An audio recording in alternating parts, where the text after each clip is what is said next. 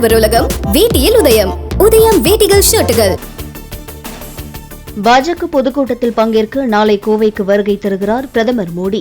நகர் பகுதியின் முக்கிய இடங்களில் 5 அடுக்கு போலீஸ் பாதுகாப்பு.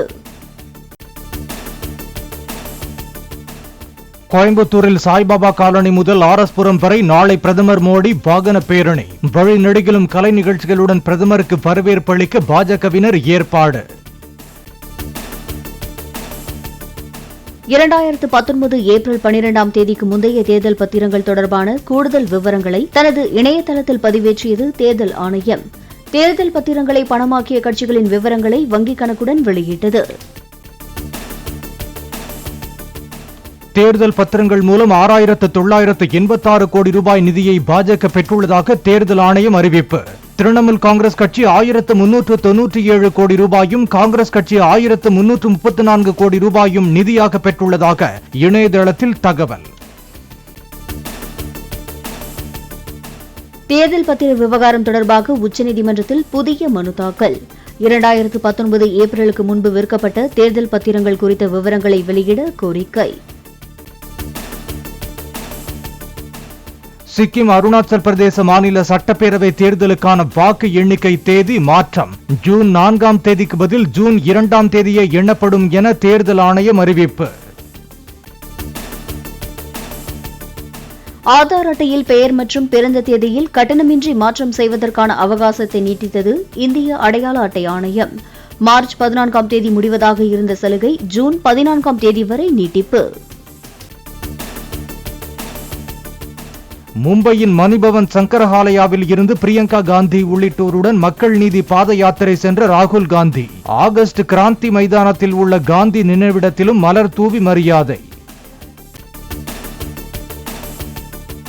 ராகுல் காந்தியின் ஒற்றுமை நீதி யாத்திரை நிறைவு விழா பொதுக்கூட்டத்தில் பங்கேற்க மும்பை சென்றடைந்தார் முதலமைச்சர் மு.க.ஸ்டாலின். உத்தவ் தாக்கரே, அகிலேஷ் யாதவ், தேஜஸ்வி உள்ளிட்ட இந்தியா கூட்டணி தலைவர்களும் கூட்டத்தில் பங்கேற்கின்றனர்.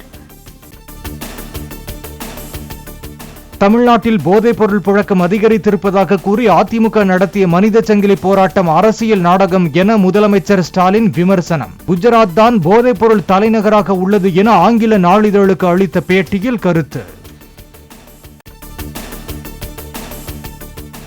திருப்பூர் போன்ற பகுதிகளில் போதை சாக்லேட்டுகள், போதை ஊசி போன்றவற்றின் புழக்கம் அதிகமாக உள்ளதாக அண்ணாமலை குற்றச்சாட்டு. போதைப் பொருள் புழக்கம் குறித்து பேசினால் முதலமைச்சர் தன் மீது அவதூறு வழக்கு தொடருவதாகவும் கருத்து. மக்களவை தேர்தலை ஒட்டி தமிழ்நாடு முழுவதும் 702 பறக்கும் படைகள் அமைக்கப்பட்டு தீவிர சோதனை. சட்டப்பேரவை தொகுதிக்கு 3 பறக்கும் படை மற்றும் நிலையான கண்காணிப்பு குழுவினர் என்ற அடிப்படையில் கண்காணிப்பு பணி.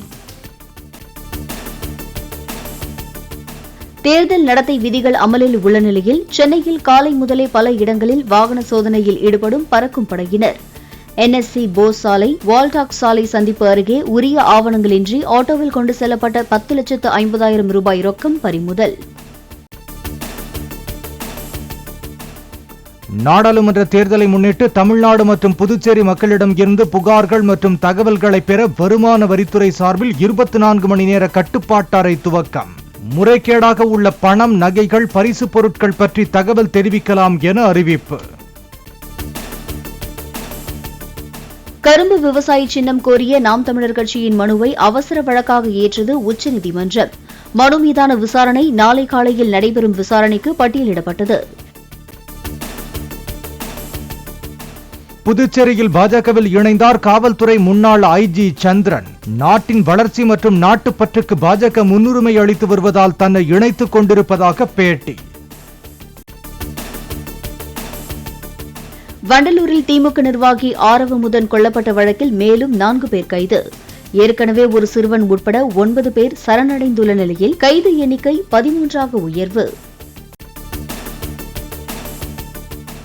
மதுபோதையில் மனைவியிடம் ஏற்பட்ட சண்டையால் பிறந்து 3 மாதமே ஆன கைக்குழந்தையை தூக்கிக் கொண்டு திண்டுக்கல்லில் ரயிலில் ஏறிய தந்தை.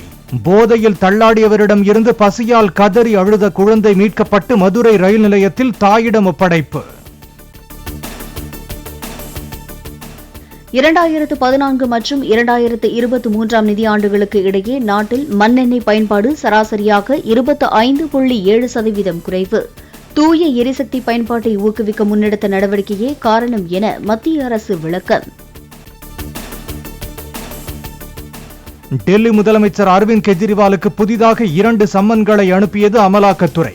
மதுபான கொள்கை முறைகேடு புகார் தொடர்பான வழக்கிலும் குடிநீர் வாரிய ஊழல் புகார் தொடர்பாகவும் ஆஜராக உத்தரவு.